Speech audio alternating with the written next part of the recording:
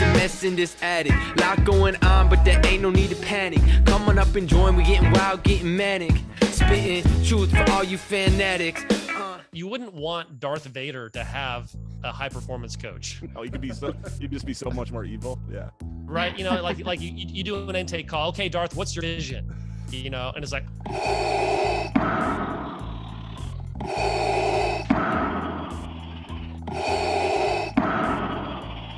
you know, I wanna blow up a planet. Every week got something new to say. Ain't no filter, this shit coming straight from the brain. It's coming straight from the brain. Yeah, it's coming straight from the brain.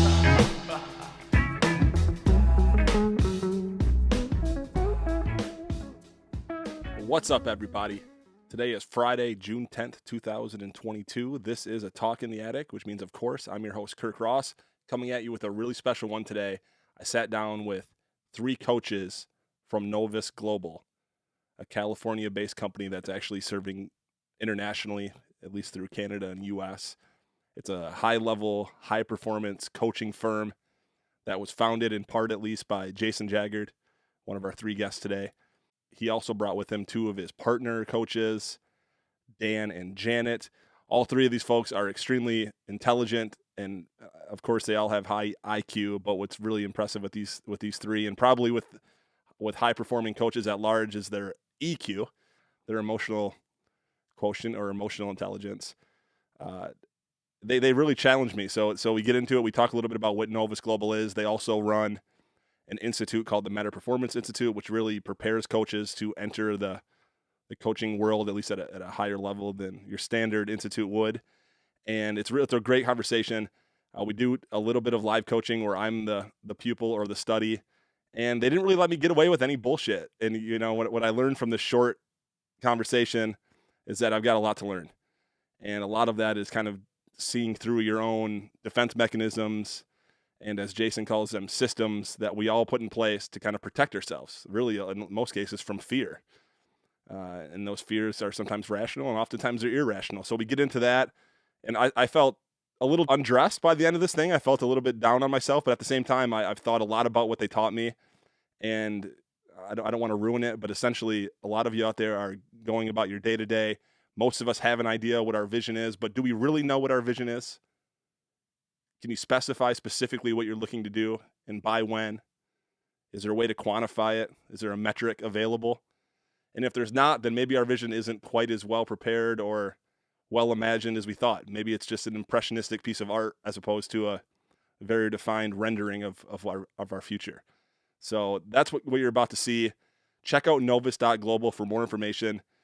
Check the show notes for links to Dan and Janet's information as well as Jason's.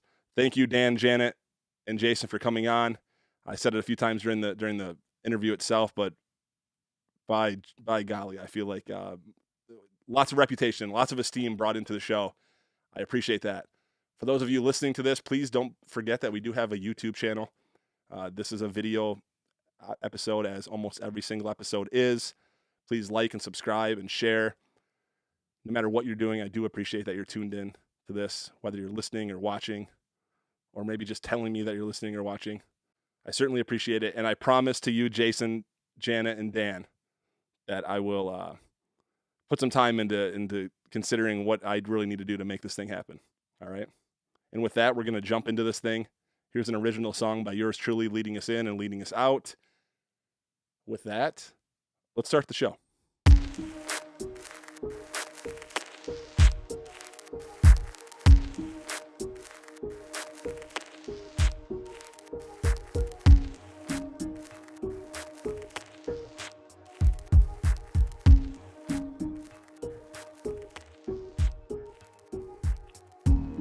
I would toss my hair if I had any.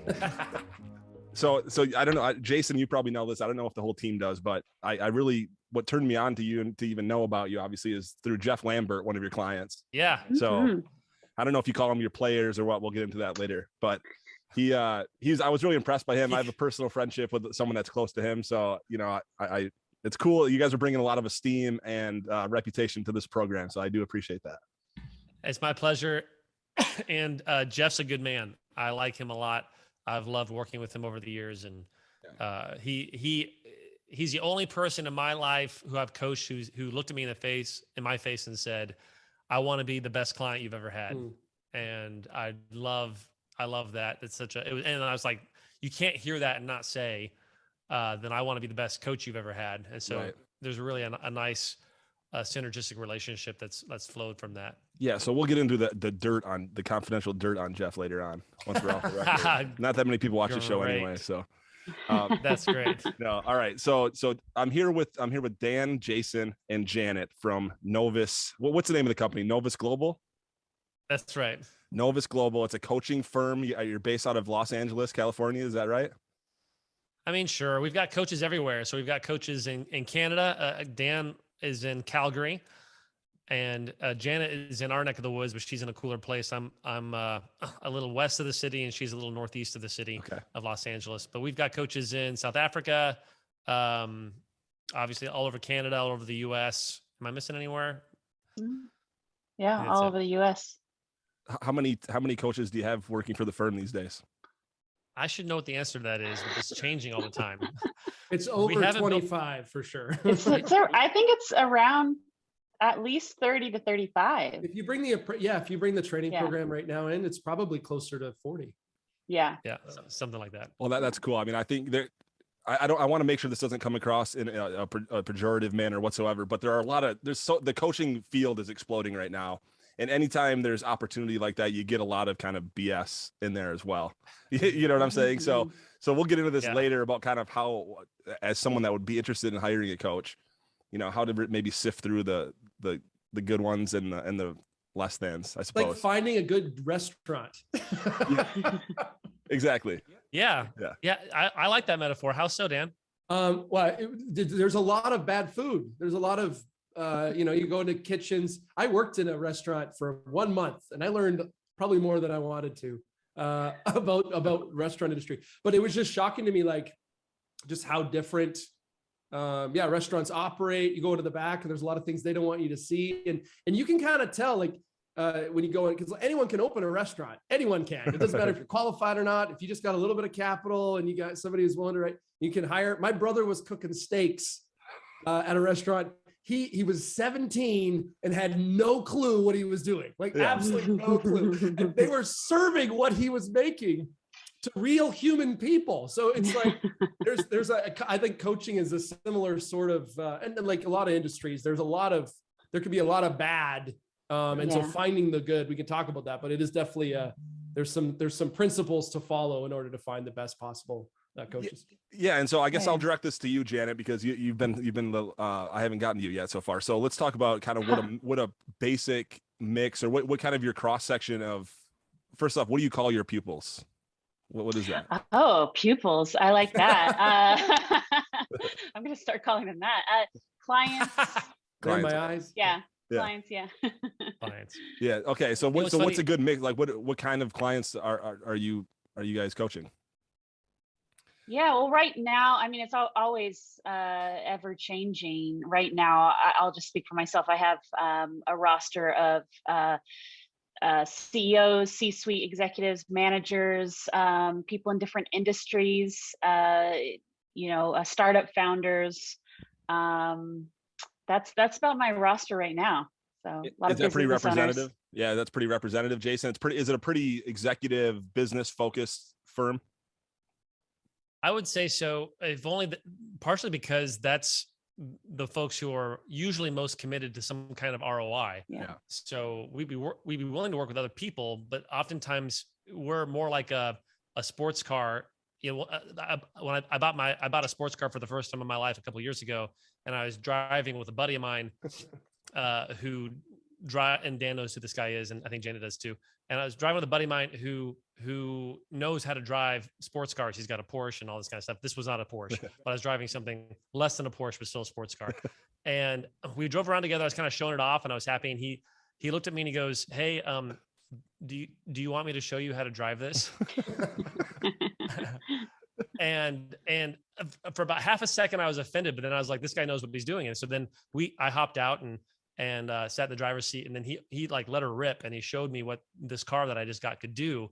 And I think a lot of times that's like what coaching is you get this thing, sometimes it's a high price thing, and you don't really know how to use it. And so what our coaches in a firm are really good at is showing our clients how to maximize this thing that they've just bought that maybe is vogue, or maybe their board told them they need to get or whatever. So as long as people are willing to explore what's possible with this thing that they bought, then we're excited to work with them. Yeah, that's reminiscent of something Jeff mentioned, which really piqued my interest in what you taught him. This idea of moving your intuitive fence, and kind of this concept of, as I understand it, I don't need to explain it to you. Explain to me, what is the intuitive fence, and how do y'all speak to that?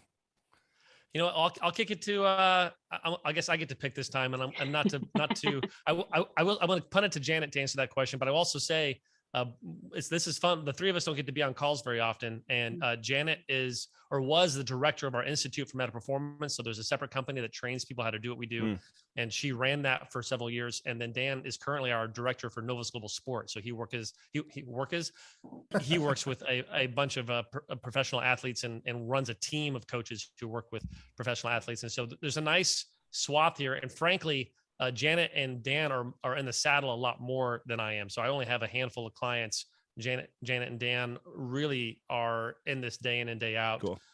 So with that being said, Janet, I'll kick it to you. How would you explain intuitive fence? Yeah. Okay. So I would say, as human beings, we all have a general intuitive sense of what's possible or not possible for us. However, that was formed, whether by history, experience, family, education, we honestly from moment to moment have different kind of a general sense of what we think is possible. And so oftentimes when we're working with someone, we start by asking them what they want to create, what is the ROI for them, what's their vision. And one of my favorite things is helping people pick something that's outside that intuitive sense, because oftentimes we underestimate what we're capable of. So we'll pick something that we think we can achieve, so we avoid any emotional pain. But that's not what we're going after. Our goal is not only to help people hit their vision, their dream, their goal, but to help them grow or transform or to reinvent themselves on the way there. So how's that? That was great. Yeah. Kirk, how was that for you? It was great for me. I know very little about any of this stuff, so you could have said anything there. I'd have been like, that's cool. The one key factor and the one key motivator that keeps our fences robust is the experience of fear. So fear is really the determining factor for where you put your fence, not facts, not reality, not what you can. So one of the things that we want to pay attention to as coaches that we do at Novus Global, I think very, really well, is to slow down and pay attention to where fear is holding you from a conversation that you long to have, that would expand your life in a way that would thrill you, that you're not giving yourself permission to even entertain. Yeah. And I know, Kirk, you asked in the pregame stuff, what's a good coach? Yeah. And what we might say is a good coach is going to help you figure out what you want and then help you get it. A great coach, which is what we're more interested in at the firm. We're not really interested in being good coaches. We want to be the best coaches on the earth, the face of the earth. Right. So a good coach is going to help you get what you want. A great coach is going to help you expand what you want. Yeah. And I have to believe there's some adversarial.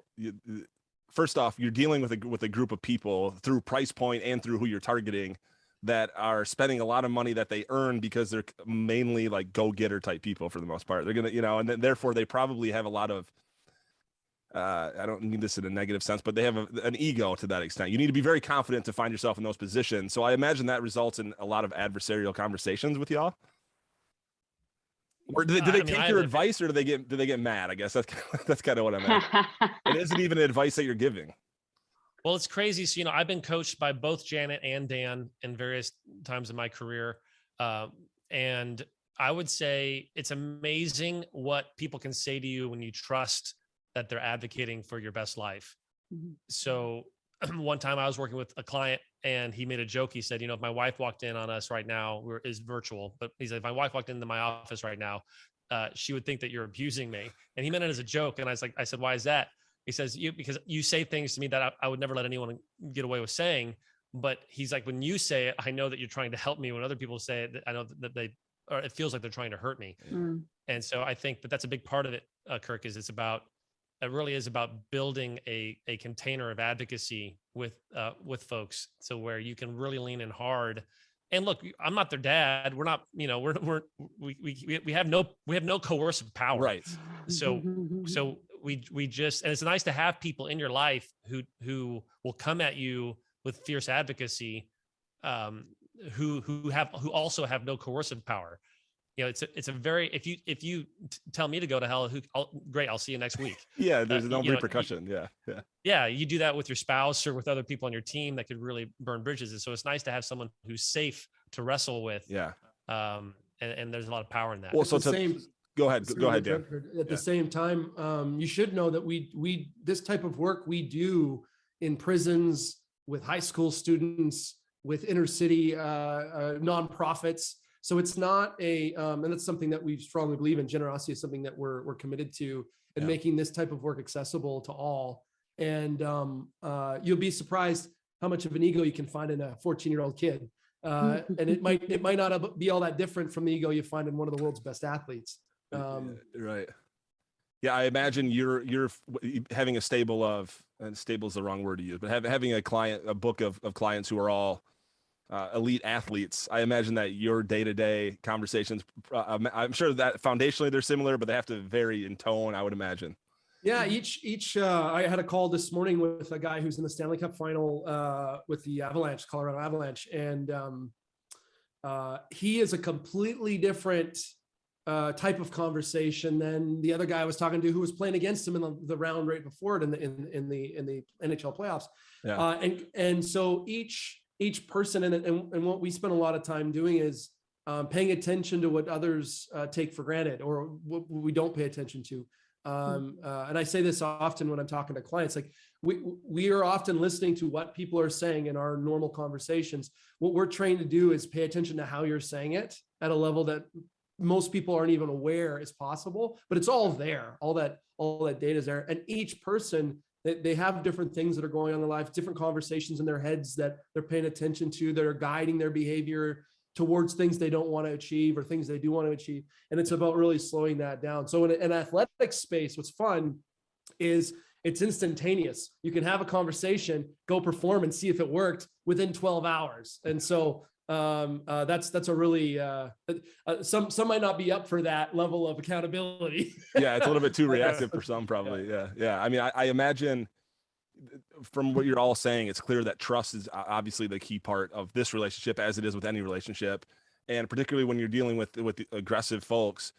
What are some methods other than probably just what are some methods? How do you earn trust in a way that you can get to the point where you're telling them something that if their husband or wife said it to them, they'd be furious, I'm going to kick that to Janet, because Janet, we joke, is there's kind of an A-type, strong, what I would call annoying type of leader that are necessary as you build teams, but sometimes I don't always enjoy being around them as much. Yeah. And Janet she's just very good at working with those types of leaders. I was waiting for you to say that Janet was that type of leader. Never. And Janet is one of those people, which is why I never hang out when her and her husband are hosting. But Janet, you are good at that. And how do you work with folks like that who are a little more type A, a little more aggressive, a little more overt in how they express their power in relationships? Yeah, well, a couple different things are popping up in my head. One is connecting them to a vision that they truly care about. If they aren't clear about what they're going after, then anything I say, any questions I ask, they're likely to interpret it as adversarial. So sometimes it does take time. I remember one particular client, it was 3-4 months of working together, and I'm treading lightly, not differently than maybe say another client who I could dive in pretty quickly. Right. Treading lightly, just building that trust, building that rapport, and making sure that they are clear that I am not here to tell them what to do, because oftentimes they'll just live a lot of their lives conning everyone around them, conning themselves, so that they feel like they're making movement. And so, so the first thing is connecting them to a vision that is worth hearing feedback that they might not want to hear. Yeah. I think that's the biggest thing. Yeah. And then how do you identify that through questioning? Basically your early conversations are all just getting to know what they're really into and what makes them tick, kind of. Yeah, I'm specifically thinking of two individuals, and it's interesting. Sat around them recently, both of them telling the story of how they chose their coach, and both of them, I was laughing at this because they're both the same exact personality type. I experienced them very similarly, and they both interviewed 3 or 4 other coaches before they met me, and they said what I liked was that the other people I talked to, those smart, they all were consulting me. They called themselves coaches, but they were giving me strategy advice, which was great. And ironically, they were so resourceful. They just took the strategy advice they got in the first session and went and implemented it. And I was pretty clear with both of them. I don't remember this, but they just reminded me of it recently. I was very clear. Hey, I'm not here to tell you what to do. I'm here to help you reinvent the way that you think, the way that you operate, so that you can actually begin to expand on all levels of your life to really create results that you're excited about. So they reminded me of that recently, that was why they chose me as their coach. So, well, Jason, as I believe are you the founding member of Novus, or a founding member, or? Yeah, I'm for sure a founding member. So that must make your heart must feel good to hear that all the things you're probably looking for in a coach is exactly why she was ultimately selected in those cases. Yeah. I mean, there's lots of things that Janet and Dan do that make my heart feel big.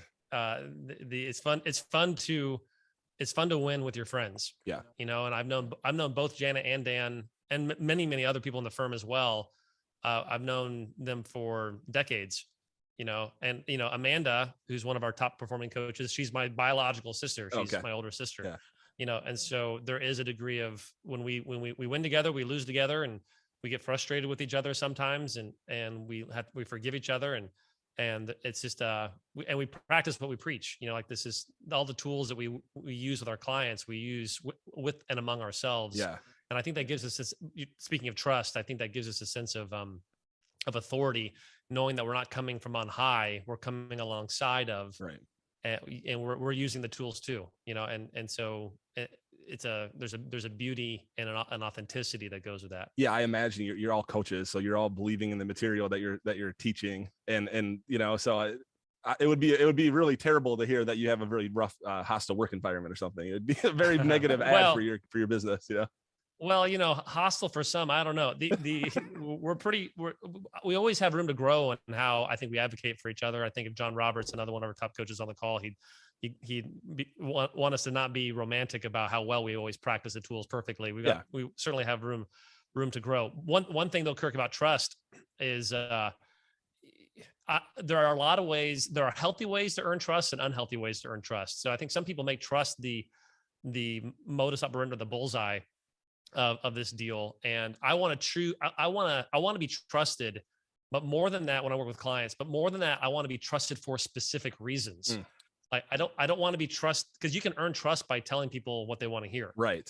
You can earn trust. There are a lot of like odious ways to earn trust. And just because you've earned someone's trust doesn't mean you're trustworthy. And just because you're trustworthy doesn't mean that you're trustworthy in the ways that they need to trust you in order to really create something powerful with them. And so one of the things that we like to say is that I like to say, I don't know. So Janet and Dan don't have to love this. But I think this resonates with our stuff. And sometimes when I'm meeting new clients, I'll say, hey, I want to explain who the boss is in this relationship. And oftentimes they think I'm powering up, and they think I'm going to say, I'm the boss. Yeah. And I said, just be really clear. I'm not the boss. And then they feel, you know, sometimes good about that, because that means that they're the boss. Yes, finally, there's only two of us. Yeah. Yeah. Well, and you're not the boss either. I said, so I'm not the boss. You're not the boss. Your potential is the boss. And so long as you and I are submitting to your potential, this is going to be fine. Yeah. And I think there's something about that instantly tells the other person, oh, this coach isn't trying to use me. This coach isn't trying to monetize me. I think about Dan and how he earns trust with athletes so quickly. It's because Dan doesn't care whether the client likes him or not. Dan cares a lot about whether the client succeeds or not. And that's something that you cannot fake. Right. So how do you get such an authentic interest, Dan, in that? I mean, because you eventually it is a job to some extent. So how do you keep it from becoming just another client? I think two things. One is, and you said something interesting, and I noticed it. You said, I'm sure you guys believe in what you do, and a lot of people believe in what they do, but a lot of people don't practice their beliefs. Yeah. If that makes sense. Mm-hmm. So in our context, I think the reason why there's a couple of elements, and actually Jason and Janet probably have a better answer about me than I do about myself because they've been around me for so long. But I think it's a commitment to doing work on myself and being honest with myself around my own thoughts and what my agenda is. And the moment the agenda becomes something other than serving that person and serving their success, there's a very quick admission of that. There's not a hiding of it. There's almost a nature of getting that onto the table so we can get rid of it or deal with it. And that's something we do both as coaches for ourselves, but also with our clients. And then there's another thing too is this sounds kind of strange. Being a professional athlete or being a C-suite executive of a large company is an incredibly lonely job. Right. And what's funny is I think all of us as human beings experience loneliness. But there's almost a cultural conversation that if you're in certain positions of success, you're not allowed to suffer or have any sort of lonely experience. In fact, you're not allowed even to talk about it. And one of the things that I've experienced that in my own life personally. And so one of the things that's been pretty powerful is to connect to the human being in front of me rather than the position or the persona of this person. And I had dinner with I took two of my clients out for dinner. Both are very well recognizable people. So went to a restaurant and I noticed that within me, this, because we were being accosted at dinner by a lot of people wanting things from these two guys. And it was fascinating that I noticed internally my desire to protect them. And they were fine with it. They were like, that's their life, right? That's normal. Yeah. But what I noticed is like, oh, that's an interesting, I didn't, and it was a good conversation, but it was just, oh, that's an interesting noticing, like as a coach, my job is to ensure that I'm looking and talking to this person as a person, recognizing their talent, but seeing them as a human first, and then going from there. So, but I'm sure Jason and Janet have a different answer. It's probably more profound. Well, I think about both of you with Dan, so every coach is going to bring their temperament, their personality, maybe their wiring, but certainly their habitual way of being into the conversation. And in some ways it's like work what your mama gave you, like at the Institute, we really try hard to train people. Of course, there's like a standard way that we serve everyone that you can expect if you hire someone from our world, if it's certified at the Institute or in our firm, there's going to be similarities there. Right. But then we really work hard to help people use their uniqueness and their passions to serve clients in a unique way. And so I would say, like Dan, one of the things I really admire and want to grow in with my clients when I look at Dan is I'm sure his family has mixed feelings about this, but he goes all in. Like there is this immense accessibility that Dan creates with his clients where they're texting him at 9 o'clock, 10 o'clock at night after a game. And, my clients generally almost never text me, hardly ever. So he's really done this great building this real outside the confines of the mechanistic, a few times a month coaching sessions thing that I think is a huge value add. And not everybody, Dan's also loves being around people all the time. And, I really, really, really enjoy my alone time. So that necessarily, there'd be a trade-off there. But then when I look at Janet, one of the things I really admire about Janet, I've never experienced Janet as desperate in my life. No, she has this fantastic, warm, but warm detachment. Yes. To where you can trust that she's not conning you. You can trust that she's, so like I'll watch her in training. So we'll be like working with some, multi-billion-dollar company in New York City, and she's doing this training, and someone will say something, and my instinct will, like a Labrador, try to like wag my tail and that's good. Yeah. And then she'll just calmly disrupt whatever, con that they're running. And if I would have said it, I would have come across like a jerk, but she can say it. And there's a kindness and a fierceness, almost like a velvet sword, like Yeah. she could walk by you and say a few comments like shiv, shiv, shiv. And you want to hug her, but you're bleeding and you're not sure quite where that came from. I've learned, and I'm so glad you pointed it out, Jay, because I've learned a lot from Janet, watching Janet. In fact, I brought that, and that's one of the powers that we have as a community of coaches that I think is missing out in the ether. If you're on your own, is being able to watch other coaches and be influenced by them and learn from them. Janet's detachment, Jason's ability to see beyond, see beyond where a person is at into where they could go and call them forward into that. And you probably heard that when you were talking to Jeff as well. There's these parts of us that are unique to us, but can also be shared and learned from. And so I've been so thankful. And just so you're aware, when Jason started this whole thing, it was really exciting. The thought of being around in a community of people, not only where you could get better yourself, but you could also really grow because of the people you're around and catch what they've got a little bit. Yeah, I feel that it hits close to home to me for sure. I mean, this conversation is a perfect example of why I wanted to do the podcast. It's really a hobby thing. And I had been in a role where I felt super lonely because I was working for the ownership family and we didn't really see eye to eye ethically and things like that. And then who could I talk to? Because then you're a rabble rouser if you try to have that conversation internally. And I certainly can't talk to the people that I want to vent about, And so I got that. And that's really what kind of led to the start of this podcast was I wanted to learn. I was sick of being around people that I couldn't learn from very much anymore, And so this opportunity, even when it's from someone from a completely different walk of life, maybe even especially from those folks, the type of learning that can be had just through conversation is incredible. And that's what you all are doing on a day to day, right? Yeah, that's fun. And just so you know, notice, Kirk, if people are watching this on YouTube, you can see me and Dan laugh and smile while you're saying that. And then I'm watching Janet's face and she's hearing all your crap, man. Is it crap? I want to hear it. Is it crap? Let's hear it. I don't know if it's crap yet. I'm just collecting data. Okay. You got to be I am careful bleeding. I do feel like coaches. I'm bleeding. There's it's just, we can go there if you want. I want to go. 100% want to go there. Yeah. I kind of, and I'm putting Janet a little bit on the spot, but I didn't have it. Sometimes it's just my face. No, I was listening. Sometimes it's just my face. And I just to speak to that, yes, maybe I'm noticing something. I think there is something to not affirming people's kind of complaints necessarily, and we can empathize. I absolutely empathize with my clients, and I think that holding the tension is really important between being with and allowing people to feel heard. And sometimes that in and of itself is powerful for the people we work with, is they have no one to express some of these things to. And my job is not to get enrolled into my clients' stories and what they're choosing to believe and what they think their limitations are. But I don't have enough data yet. I get it. Jason hears some bullshit in there. I heard some things too. For sure. And Janet did too. She's being polite because we don't have permission yet. And wait, time out. It's full bore from here on out, and even from the beginning. It's all on the open. I think it'll be more valuable to everyone to hear me get some shit. I think.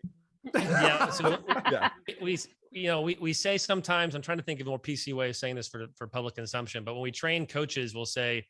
Coaching is a lot. I'm going to put it this way. I don't usually say it this way, but I'll say coaching is a lot like kissing somebody. It goes a lot better if you have permission. Yeah.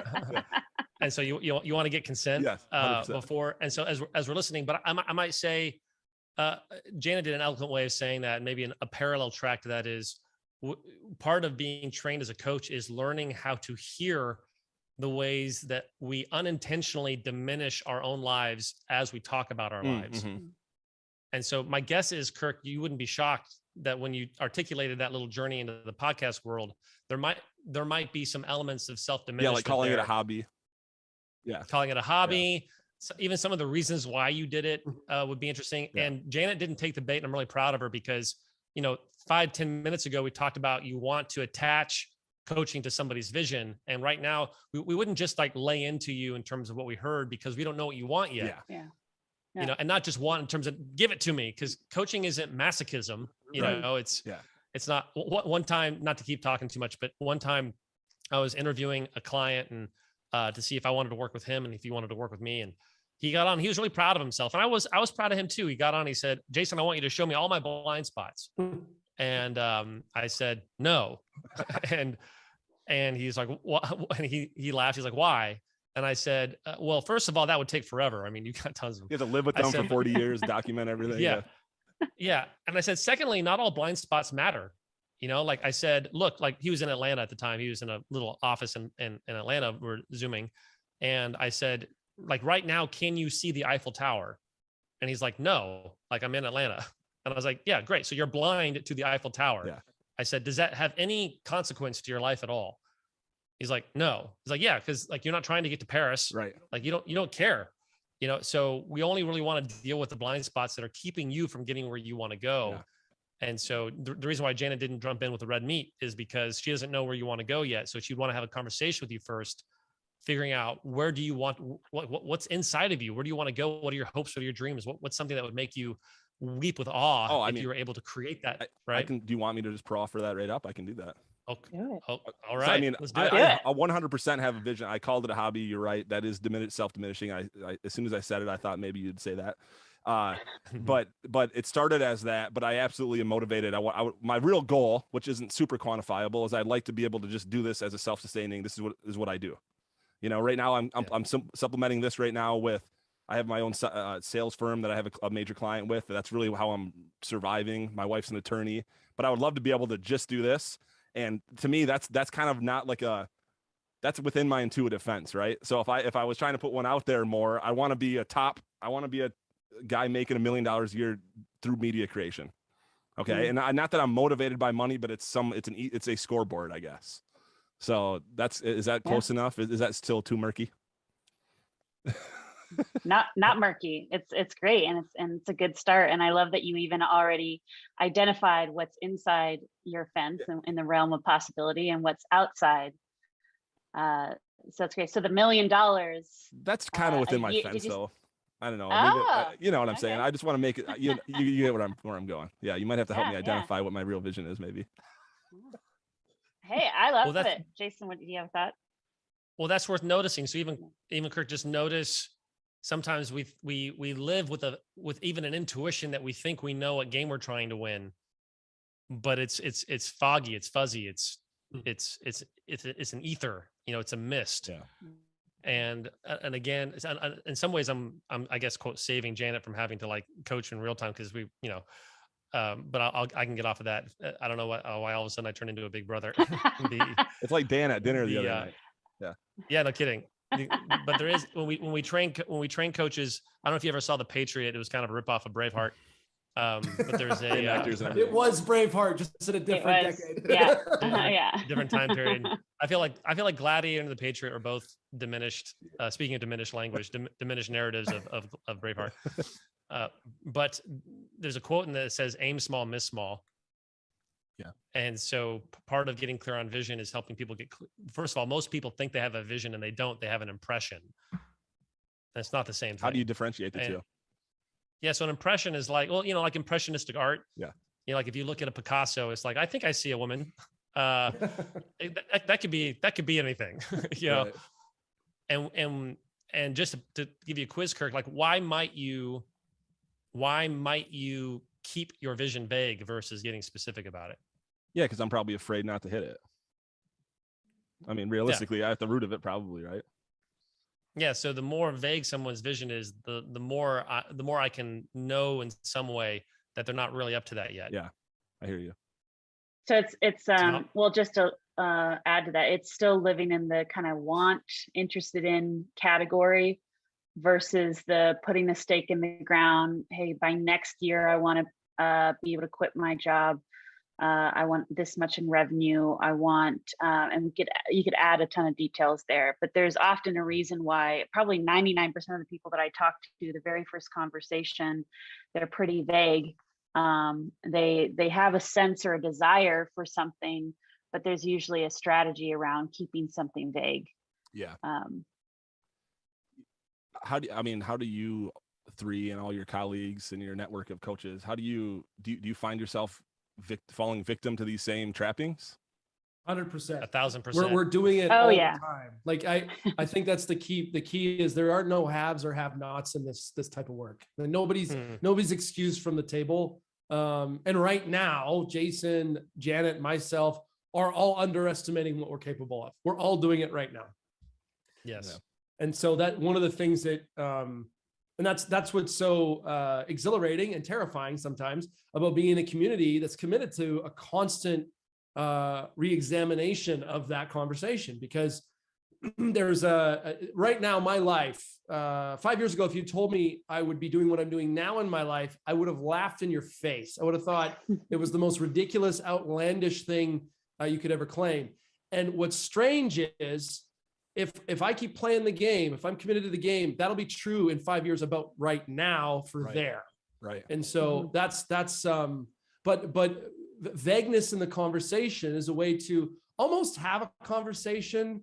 Like it's a way of faking a conversation, feeling it out almost to see how the reaction is or something. Yeah, or not, or like flirt. It's like flirting with going on an app to find a date. It's like it's you're not even in the game, but you kind of think you are. And so and that's a real, and it's one of the ways we do that. And I do that with I have 3 kids. I do that with my parenting. I do that with, it's not just a business or a goals around ROI or how much revenue you want to make.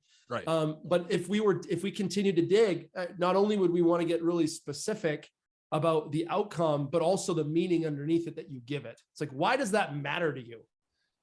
Because there's probably some very powerful values, motivating things that if you get really connected to, could drive you forward with a lot of energy you didn't know you had. Yeah. I hear, this is all really nice advice. I mean, I feel like, is there any more coaching you can do to me given the stage of my vision, or do I need to dive back in and try and do it live here? My sense, I think I'm noticing my sense is that it might, the truth is, if you watched a recording of a coaching call, although interesting, there's time, because there's thinking, there's you wrestling. And I think I'm slightly feeling insecure that it might not be that interesting for the audience, although extremely valuable for you. And obviously we would be happy to schedule a call outside of this, because that's what we do and that's what we love. I'm with you. I'm not trying to get a free session here. I'm not trying to get a free session, I promise. Well, hey, I wouldn't blame you for trying. Like that's a good move, man. Yeah, I actually set up my real vision. I set up a whole podcast just so I can get a free session from nobody. That's the long game. No, I do appreciate what you're saying, and I can feel it really hits. It's like being honest with yourself. You get those times where you do that. And just to hear it from other people, it makes it feel less like depressive and less hard on yourself too, because sometimes we shy away from that because of I generally have a positive disposition, but I can feel myself getting in negative thought patterns sometimes. So sometimes that anything that feels negative, you almost want to shy away from.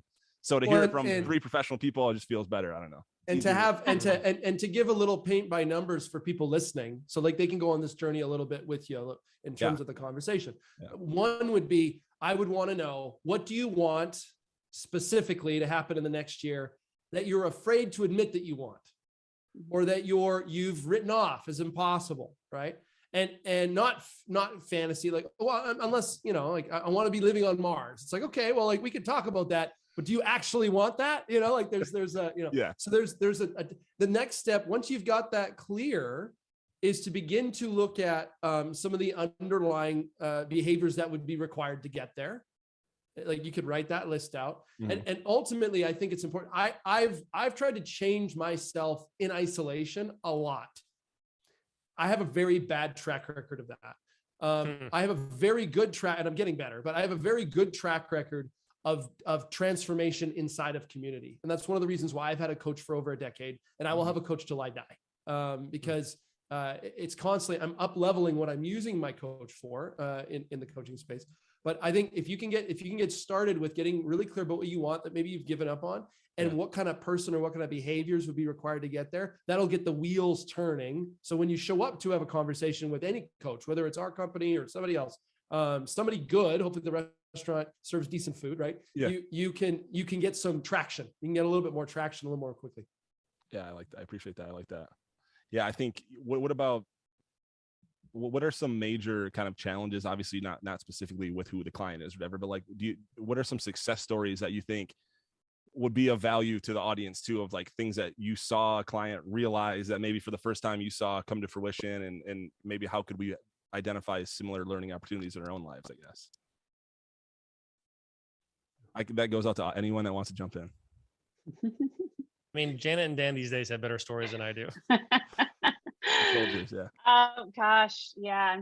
My mind's flipping. I got one. Yeah, you got one. Okay. I can jump, and Janet, you can think. Okay, I'm gonna think for a second. There's a couple, like in the sports space, performance and results. Well, what's ironic or what's paradoxical about that is the more an athlete gets fixated on a particular result, it actually creates a lot of diminishing returns with their performance self. So if all a player is thinking about is I need to look good and I need to score or I need to get points or whatever it is, it actually inhibits their ability often to perform. So one of the things that I'm thinking of one guy in particular. He was a young player that I worked with. This is many years ago, actually. And he had a horrible season, just dismal season, because he was constantly saying to himself, you're not doing enough. You're not doing enough. You're not doing enough. You need to be better. You need to be better. Like this, it was on like almost a loop in his mind. Right. So we started talking, we disrupted that. We examined that. We dug into that.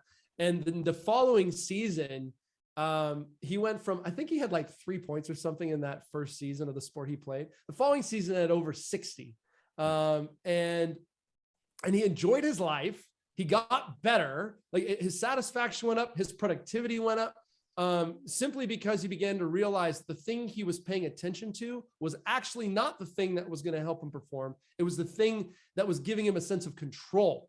Not actually fueling performance. So I could probably tell 1,000 versions of that story. Right. But that's one example. Another quick one is a guy who I could publicly talk about. We've had him on our podcast. His name's Luke Shen. He was on the verge of retirement. He was playing in the minor leagues of hockey. He thought his career was over. And fortunately, we got on a call about a month before the COVID bubble playoffs started. And he was asked to go in with his team, but he was going to be the 9th defenseman, which means he wasn't going to play. Right. And we had a very clear conversation around what he wanted. Like, what did you, very similar to what we talked about earlier, what he actually wanted. He had just had a child. He was really torn with whether or not he goes in. He ended up going into the bubble, kind of holding to his vision, going into the bubble, playing his way back into the lineup. And then eventually his team won that Stanley Cup that year. Then he won again the following year. And actually the story continues. He just keeps continuing to achieve things that he thought that in a moment of emotional confusion or frustration could have walked away from. And if you ask him, he'll tell you like the reason that happened was because of that conversation and making that decision. That's another story. And so what was the conversation specifically was what, just to realign, to reconsider and realign what your actual goals are at that point? It was to get extremely sober about what the options were in front of him and what the risks were and what the costs and benefits might be. Okay. Most people don't do that. They don't make decisions. They do not make decisions in ways that are reflective. They make them in terms of reactive. Right. In a reaction sort of way. So there's a lot of details that I left out in terms of that conversation that are private, but that's the gist of the conversation that we had. And I'm going to kick it to Janet here in a second, as if it were my podcast. Sorry. Sorry, Kirk. I love it. Good. But before I do, there's what most people don't realize. So like right now I'm having an experience and I'm completely unaware of how my fear and my belief system is muting, dampening, or focusing my experience. So I think my experience is reality, but my experience is just a small glimpse of reality. Right. And part of what coaching does is it shifts your consciousness. It shifts your mind. It shifts your perception of reality to where things that never occurred to you as possible suddenly become possible, and not only possible, but easy. So that the getting clear on vision is a mechanism we use to help people shift the way, not just the way that they show up 3 times a month for 45 minutes during a coaching session, right, but it's almost like smelling salts to awaken a person up to the clarity of life. And then when they walk alongside a coach, they get the wake up, which is kind of what Dan was describing earlier. But then also they get the partner for the journey of staying crisp and staying clear and staying sober to what they're up to in a way that allows them more likely to accomplish things they never thought that they could. As an example, Janet, you want to tell your story? Yeah, well, I was just thinking of one particular client that I worked with, and after 3 months, he's a very talented creative consultant. He's partnered with Nike. And this was one of those one conversation stories where we had one conversation. I think it was about 2.5 to 3 months in. It launched him into creating 2 clients equaling $70,000. It just within those first 3 months. So it had covered the cost of coaching. And there's a few of those. Sometimes it's long term, sometimes it's short term. I've had a company who's also tripled their revenue in six months. A small creative agency really launched them. And I also have stories of people who are thriving in relationships. That just happens to be a passion of mine as well. And for some reason, I have 3 clients right now that are pregnant, and I'm trying to figure out what the connection is there. If that were a good thing, if Jason and Dan had that on their hands, it would be a lot more there'd have to be a lot more examination. Yeah. That's true. As long as you have consent. Well, individual care. We can cut that out if we need to. Yeah. I thought it was. That is a joke. That is jest. There is something, and Jason, I think, articulated it really, really powerfully in terms of we think we know what's running our lives. We think we know what conversations or what thoughts are running our lives. But we're so good as individuals at conning ourselves. We're incredibly good. But we're not very good at conning other people in the way we con ourselves. Like, everyone kind of knows that when they're listening to their friends talk. They don't ever say it, but they're like, "This guy's full of crap." And it's coaching is a much higher level version of what I just described. But I can think of a couple different. I remember one client, Janet. Your story reminded me of one. This is like 5-6 years ago, where I started working with this client. She worked for an oil and gas company, and I asked her what she wanted, and she said, "Well, I want a raise." And I said, "Have you ever asked for one?" And she said, "No." And I said, "Okay, well, that's interesting." And she that week went and asked for a raise and got a $20,000 raise in the first few, and that's not necessarily always typical, but it was hilarious. It's almost comical that a lot of the time, what we want to create, even what we want, we need to expand that. We talk about that a lot, but even the things we want, we have done very little investigation as to whether or not we could create it, even within the next 2 hours. And so that's something that coaching, that's one of the ways that coaching transformed my life. I remember writing down, my first coach asked me, what am I tolerating in my life? And I wrote, my house is too small. And in my mind, I literally thought moving was impossible. Like, we couldn't buy a larger home, and it was it. But I hadn't asked the mortgage broker. I hadn't looked at her bank statements. I hadn't looked at and all of a sudden, 6 months later, we're in a new house. So it's really just sometimes one question like that is all it takes. Exactly. It's shocking how we hide things in the fog as human beings. And we play chess against ourselves, so sometimes one of the few dogmatic statements we have in our community, on the firm and the Institute, we say healthy people ask for what they want. And what's interesting is I just go about my life assuming I can't have what I want. And then what happens is, instead of testing that theory, I don't even ask, right. And that's everybody, everybody walks around wanting things that they haven't asked for. And what's interesting about that is I can talk to my guy friends and girlfriends about that. I can let my hair down and have a drink with somebody and talk about how I'm not getting, let's say with Dan's example, how I'm not getting a raise. Right. And that conversation 9 times out of 10 is going to veer into, well, that's because they don't appreciate you. And resentment. That's because they, your boss sucks, and you're getting support. You get a bunch of support for the BS kind of. Yeah. Mm-hmm. Yeah. You get a co-conspirator in the diminished life, and we call that friendship.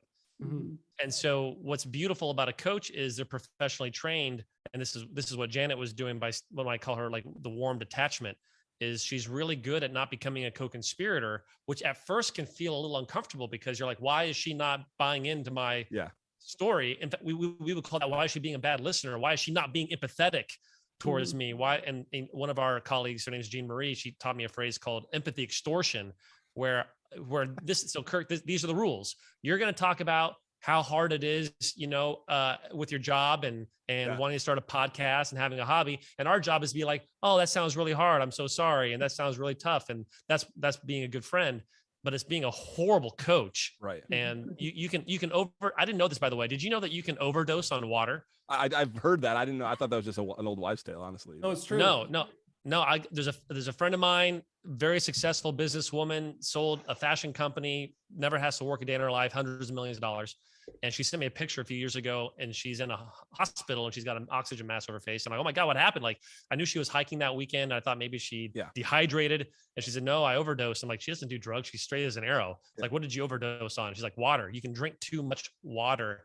And you can overdose almost on anything, and empathy is one of them. And again, we call that family, we call that friendship, we call that community, and it's really none of those things. It's actually toxic and odious. And part of coaching is creating a healthy space for empathy to exist in, but also creating a space where disruption and advocacy and all these other things that are valuable can coexist in a way that moves a person's life forward. Because you can either have the short-term heroin hit of a person empathizing with your pain, or you can have the long-term growth and progress and satisfaction and fulfillment that comes from actually creating the life that you want. And it's Kirk, it's your choice. It's this whole dynamic's interesting because my wife is, I would say, a lot like you, right, Janet? So like she's an attorney.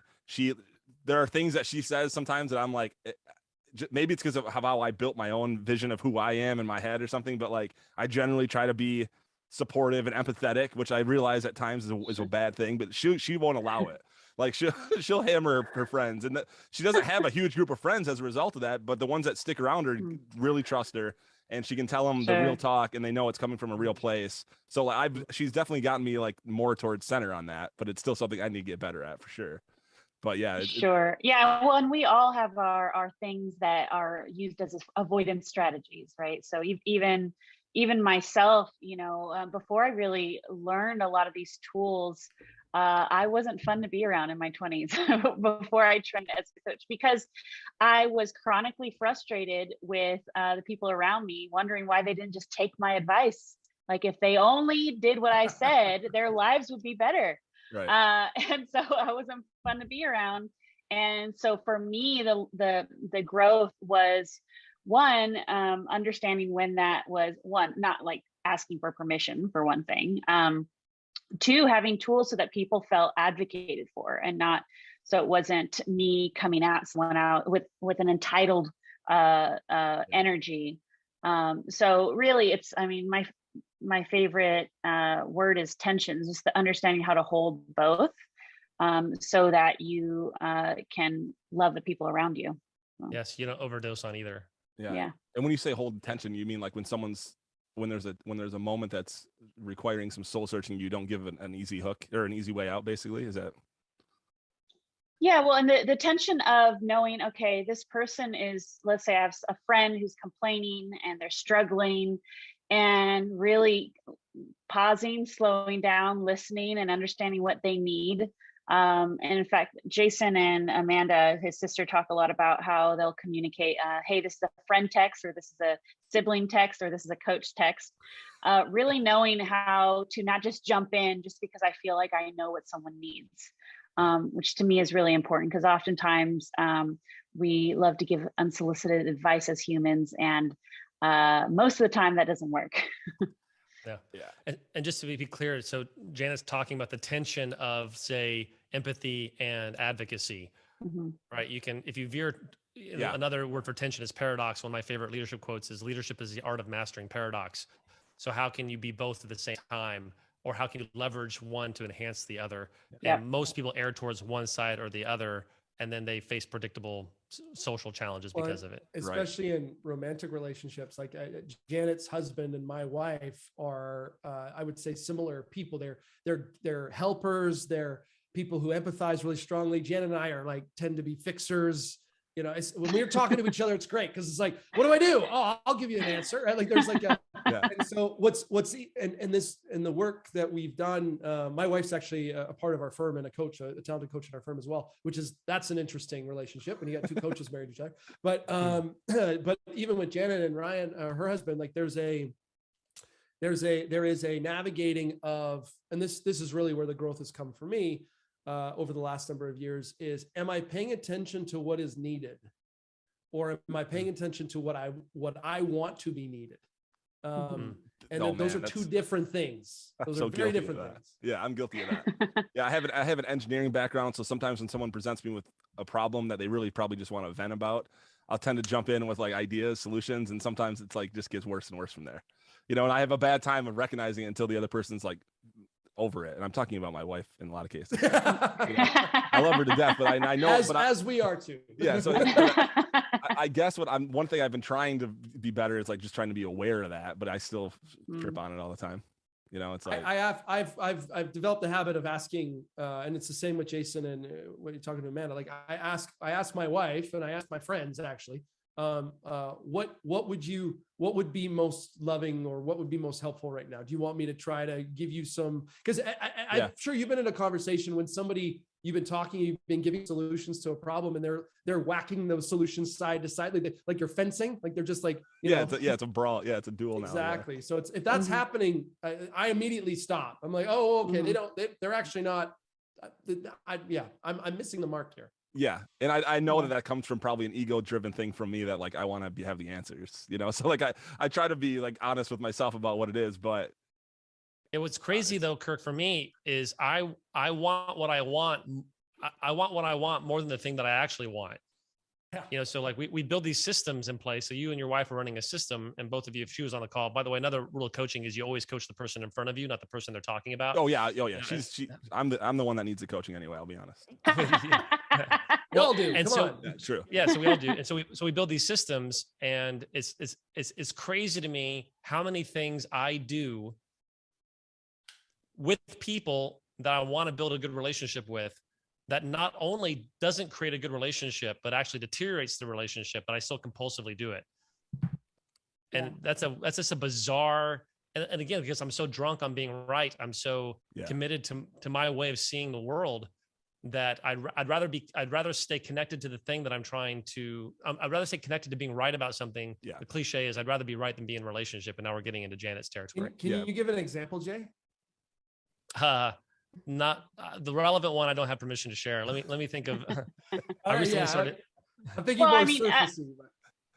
I also love this topic just from my own experience, having been divorced and then in the dating world again, and then now I just celebrated my 1-year anniversary with my husband Ryan, and just the experience of dating in my 30s was just interesting. And I feel like there's a lot of resources out there for relationship advice, but not around dating. And so I just zooming out, didn't realize how rigid I was as a 30-something-year-old in the dating world, calling myself that, well, I just know what I want. I know what I'm after. And there's different, what's important to me is noticing that there's different types of people. So the advice for me might not be the advice needed for another person. Right. But at that time I was calling what I want is a person who's committed to growth, because I'm kind of type A, high achiever. I'm a coach. And in the meantime, not really letting the human in front of me flourish and be their version of that. It's like, no, I have my idea of what growth looks like, what going after goals looks like. So this is what it looks like. And it's my own way to protect myself, ironically. From having to change, from having to change, actually. Or from having to change, or to protect myself. I don't want another failed relationship. So right. You know what, if you're not fitting in this box, I'm just going to mark you off as it's not you. Yeah. And so just realizing that, and thankfully I had a patient partner who was like, hey, this doesn't make any sense. I was like, oh, you're right. So it's just interesting how anything even good can be abused or misapplied. Yeah. And I think that's part of that. Well, this has been, it's been about an hour. I think we covered a lot of stuff. I want to hear from you all kind of what the vision is. We spoke a lot about vision today. I'm sure you're not running this firm without some pretty specific goals, but if you want to just give me a quick rundown of what you're looking to do. I know philanthropy is a big part of it and all of this, but I'd love to hear a little bit about what's moving forward for Novus Global.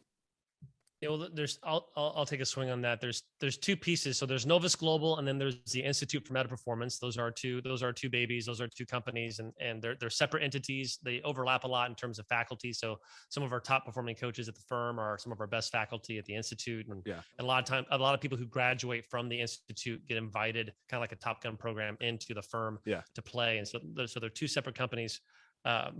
My favorite way of talking about it these days, Kirk, is so I mentioned earlier what a good coach does.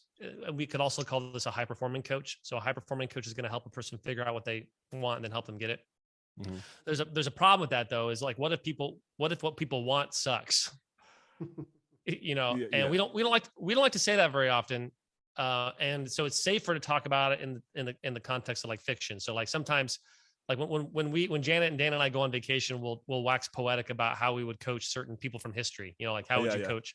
How would you coach Gandhi? How would you coach MLK or people like that? Yeah. And then also sometimes I don't know. I think Janet and Dan both do this. We all three of us really love film, and we love media and television. Janet and I live in Hollywood. Her husband is involved in the industry. Janet has been in the industry in various capacities, and Dan and I are hobbyists. Amateur aficionados, but so it's hard not to watch television or watch movies and not think about how would you coach people, and usually it's how would you coach like Luke Skywalker, heroic figures, but like you wouldn't want Darth Vader to have a high performance coach. No, you'd just be so much more evil. Right. Like you do an intake call. Okay, Darth, what's your vision? And it's like,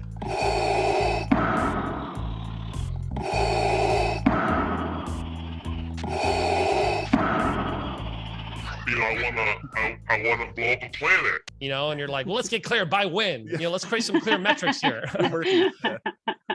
Right. And you don't want to do that. And so not because some people's dreams are other people's nightmares. And so there's this concept that we really care about. And if you're listening to this, this is a shameless plug. If you're listening for this and you want someone to help you explore what you're capable of, whether it's in your relationships or your vocation, or even if you're exploring coaching or becoming a coach, we don't want to just care about a person's capacity to coach. We also want to care about their character. And in our world, we call that nobility. And so our dream is that every person on earth would have a noble coach in their lives, someone inspiring them to go beyond high performance, and not just caring about some kind of measurable outcome in their work or whatever. There's actually more to life than that, not less, but there's more. Right. And so that's the vision. That's what gets us, I think, up in the mornings. And the only reason why we're here with you right now is because of Jeff Lambert, and you can check out his interview with Kirk, which is really fantastic. And it really gives a nice glimpse into what the coaching relationship looks like. And just to tell you, these days, I only, and a lot of our coaches are like this, and Janet and Dan are like this as well, but I only choose to work with clients who want not just to create a great life, but be a great person. And Jeff's such a great example of that. He really does care about people, and he really does. Walking with him, of course, I'm in awe of the way that he creates, and a top 50 PR firm, and now this tech company that currently has a valuation of $50 million, and he's doing all this stuff. But that's the easy stuff. Like that's just me throwing gravel under Jeff's tires where he already goes. Right. What I really love is the kind of husband he wants to be. And the kind of father he wants to be, and the kind of impact on the world he wants to be, and his engagement in social justice and things that he cares about. And then I probably would not have taken him as a client if he was not interested in that kind of thing. And I know Janet has clients that are exploring what they're capable of in a moral context. And I know, Dan works with one hockey player named Andrew Ladd, and he's got this called the 1616 Project, which helps with mental health in sports and young athletes, emerging hockey players. And so there's this beautiful thing that we're up to. And that's a long-winded way of saying that's the bullseye is a noble coach for every person on earth. And I just love that we get to pursue that with people that I actually would want to spend free time with if I had extra time.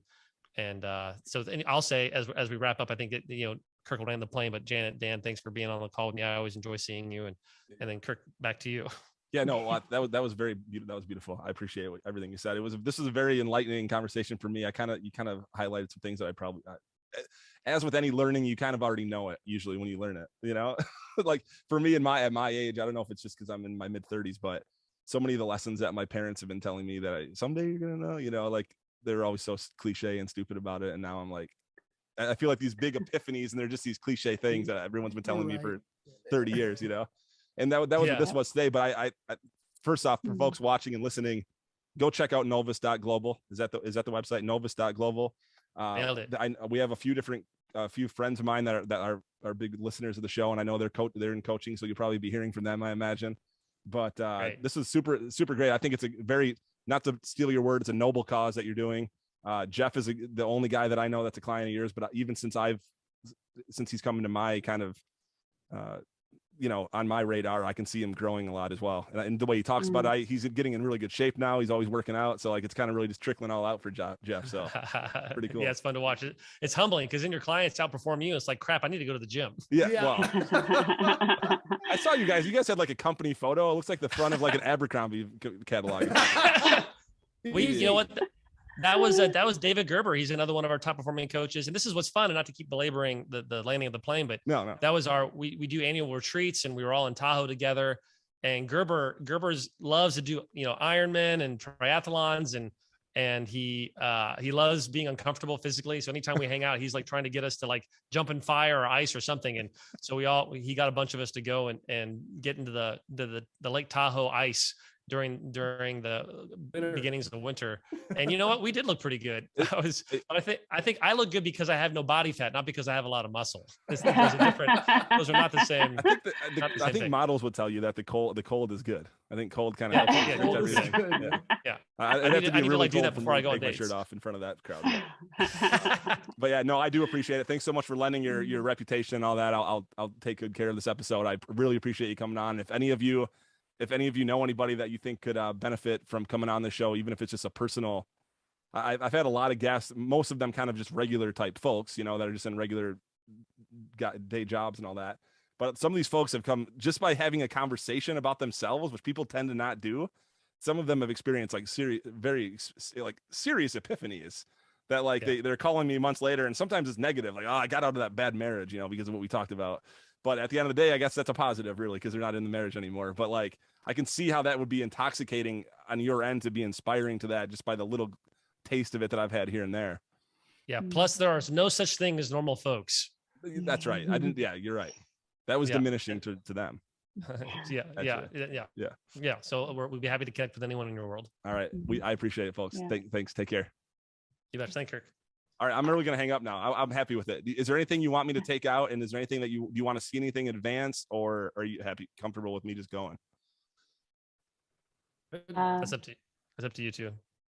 I think it was fine. Yeah. Yeah. It's wonderful. Yeah. Thanks I really do appreciate it. You guys are awesome. Super. I always like being I like being in a room. You have a great radio voice, by the way.